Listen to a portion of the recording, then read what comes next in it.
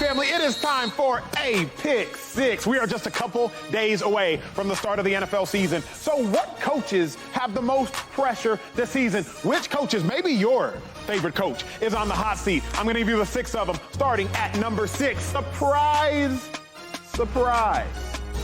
Bill Belichick has to enter his name on a list. Now look, Bill Belichick without Tom Brady is starting to become incredibly scrutinized. He's a 500 coach. Literally, without Tom Brady, Bill Belichick is average at best. If he does not win again this season, this seat has to be scolding for him. At number 5, Dan Campbell. We're going to see him in 2 days, literally 48 hours. We'll see Dan Campbell's Detroit Lions take on the Chiefs. We keep saying how the Lions are ascending. It's year 3, Dan Campbell. What you going to do in that 3rd year? Everybody's watching. At number 4, friend of mine. Good coach. But Brandon Staley, they're not getting rid of Justin Herbert. So it will be you if the season does not go as planned. I hope it does. I think it will. But if it doesn't, you already fired the OC last year and brought a new OC in Kellen Moore. You can't fire nobody else except yourself. At number 3, Saints head coach is just flying under the radar. Dennis Allen, nobody's talking about him. See, we're all talking about Sean Payton. He don't coach the Saints no more. Dennis Allen, what you gonna do? At number 2, Todd Bowles.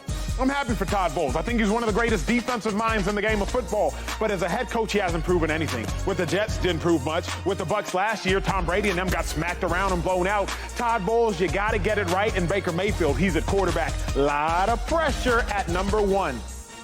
I don't think this man makes it through the season. I think this man gets fired before week 10. Ron Rivera, whole lot of pressure.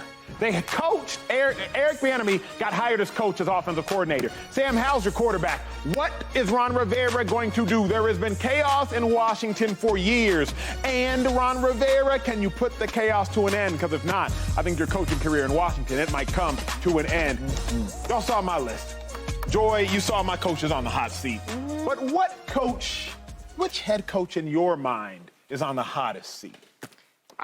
My guy's not even on your list. I think it's Robert Saleh. Ooh. Talk to us. He's won 11 games in the league. All those guys have something going on. Something. Robert Saleh's won 11 games. He's 11-23 in the National Football League. If this goes poorly, which we have seen is an absolute possibility, we didn't think it was possible, and then Denver happens, and I'm not speaking this on you, Jets, but it is, we've seen it. We saw it last year. If that were to happen in New York, how does he survive that? You've got Aaron Rodgers, you've got Dalvin Cook, you've got a top 5 defense last year. You brought in all these extra pieces. You got Offensive Rookie of the Year, all the pressure, historical and dream season and Super Bowl expectations, and taking over the East. Yeah, to me, he has the most pressure because he has the most to work with. I can make an argument for any of these guys that, maybe they get, I don't think Bill Belichick's going anywhere, to be honest with you. I think if Dan Campbell has even another year like last year, they will keep him there. Brandon Staley is interesting, and certainly Ron Rivera. I don't think it's really Ron's fault. There's a lot happening in Washington always, but and I hear you on Todd Bowles. But yeah, to me, it's Robert Saleh. He has the most going on. I'm just glad one of the greatest coaches of all time wasn't on your list, and Coach Mike McCarthy, so I'm cool with it. But for me, it's Kevin Stefanski, Cleveland Browns. One winning season in 3 seasons, right? Joy always touches on it. 230 M's guaranteed at your quarterback spot, right? The best you have finished in the division is 3rd, right? You are really 0-2 in the playoffs because the playoff game you did when you was at the crib. Don't do that to him.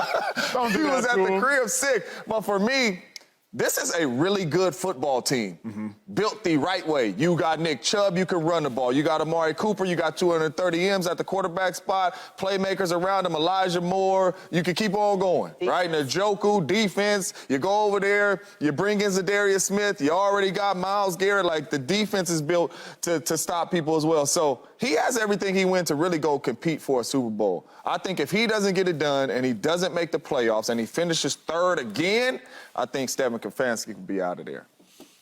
You had one of the greatest coaches of all time at number 6. Why wasn't he at number 1? I'm going with Bill Belichick. Ooh. Listen, and it might seem odd or weird that put him on the hot seat, but let's really talk about it for a second. You said it.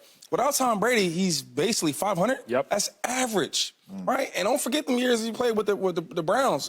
5 seasons, only had one winning season. When you really break down the layer of who Bill Belichick is, aside from Tom Brady, average coach. It's the truth. I don't see no development with the players. I don't see no growth. Mac Jones, his rookie year, I thought he would be excellent. You're right. Wow. They did it again, man. They got some similar type of quarterback like Tom Brady. And sure enough, boom, he hits rock bottom again. Now they go from being the top of the charts in the AFC East, right? Yep. To now at the bottom. Think about it, though. The Patriots are at the bottom of the division. Yeah. So as much as we want to talk about all these other coaches, and I guess they don't want to look at Bill Belichick because of his resume. But the resume without Tom Brady, it looks scary. And the last part is, he's 71. Eventually, it's going to, hey, look, man, hey, thanks for everything. Thank you. Thank you. But it's time to go. I mean, we see so many great coaches be fired. I think Andy Reid is probably the best coach of all time, in my opinion. They fired him for Chip Kelly, right? I can name a couple guys from the Colts. Tony Dungy. Ooh, You get what I'm saying? So right. we've seen guys or good coaches that were greats get fired. Tom Landry's another one I'm thinking about just off the top. So listen, I hate to say it, but Bill, it may be time, And bro. sometimes it ain't really about what you can do as a coach. Sometimes you just need change. Yeah. You just need change. faces. Listen, I love a little Hennessy sometimes here and there. But every once in a while, I might grab a little bit of that tequila and need a little switch up. And it might be time for Patriots. Switch it up. So is Bill Belichick Hennessy or is Bill Belichick? Well, he Hennessy right now. He tried to switch it up. Oh, no, he not. He on like some, like, I don't know. I would say Scotch, probably. They said you drink Hennessy and switch it up. You try to get him switched up to tequila. Vamos, something like that. I don't know. They hire an average. I don't want to go down the road. They hire or fire an average of 7 coaches per year. Yeah. Now, I'm with you. I don't agree with all of the firing sometimes, and we know that there's a coaching carousel. A lot of them will end up moving to another space or take a year off, McCarthy, Peterson, and end up somewhere else. And those are guys that have been, have left, and they've won Super Bowls. So I don't know what it's going to look like at the end of the year. I have a really hard time imagining Bill Belichick leaving. I know that What if they make it like not firing, but hey, No, I think give me somewhere upstairs, the front office. I think that is what will happen. Right. Like, it's going to be a mutual thing. And I actually think that's the right thing to do. Even if he's not doing the best job right now, which I don't believe. I'm with you. I don't think that he is. He's not. We're not even talking about the Patriots in this division. I assume they're going to steal a game here and mess up somebody's standings because it's Bill Belichick and that's what he's capable of doing. But no playoffs, though, right? But I don't think they make the playoffs. And to be talking about the Patriots, to have that much of a fall from grace, That's what I'm saying. It's tough to make that argument. But I do think that because of his resume, that you have to You have to be kind with be Telquist. I would be kind with it, yeah. But if it ends up happening. She's right, yeah. But equity aside, right? Like if you're just looking at Bill Belichick, Just regular coach. just who he is. No rings, none of that. Yeah. But if you're just assessing. you can't equity aside, though. Yeah, sure. Especially if he is he's made. still Yes. in that building. Like, you can't. The only thing is, I don't think you can equity aside like recently. But Bill Belichick has now given us 12, 24, 36 months without Tom Brady.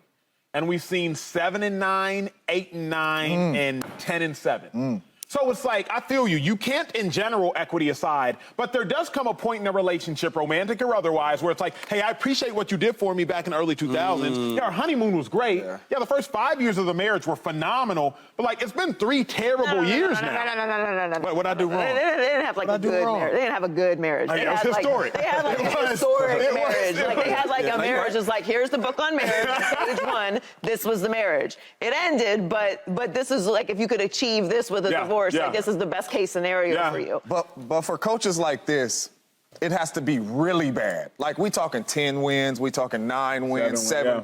Like, it need to be 4. Like, ooh, they might get the first pick. Like, it need to be like that with Bill. So now the organization or the owner is like, all right, now, you know what I'm saying? But for Bill, if he wants to coach, that's how it's going to have to look. You know what's funny about the Patriots, though? When they had Tom Brady, I remember everybody saying, man, they managed their money so well. Because at the time, they weren't paying everybody like that, right? Some guys had a lot of good players out of the building, too. A lot of great players out the building. Guys that were free agents that were letting them play. Like, damn, he's starting over there. Yeah. All that, though, all the underdogs. Soon Tom leave, let's start paying these dudes. Think about the guys they paid on the defense. They spent the most money. You see what I'm saying? So it's like, yo, like, at one point in time, we were looking at this team like, man, this is the ideal way to build your team. It's a standard. It's a standard. Now, when Tom leaves, Oh, that's who y'all really are. Yeah. Oh, He okay. covered up a lot of stuff. And real quick, when I played in that division, we always say this. I mean, this is weird, but Rex Ryan used to get in the hot tub with us after practice. He's the only coach that ever did that. Anyway, and he would say, you know what? They always talk about how good Bill is. I said, man, if Tom Brady's not there, he's like every other coach. He's like every other team. Yeah. And damn it, he was right. Nothing to follow that up with. Well. Subscribe here to get the latest from Speak, and go watch a few segments from our other shows on FS1.